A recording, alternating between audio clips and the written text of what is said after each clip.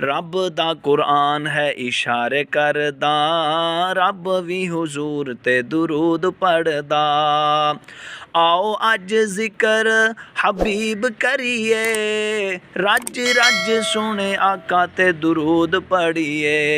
आओ अज जिक्र हबीब करिए, रज रज सोने ते दुरूद पढ़िए।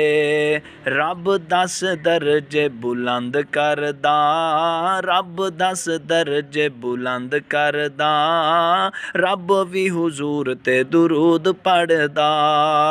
रोज़ा होवे सामने ते पढ़िए दुरूद,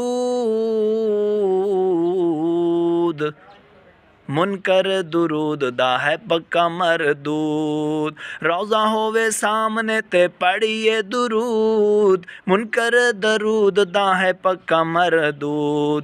दोज़ख दी नार विच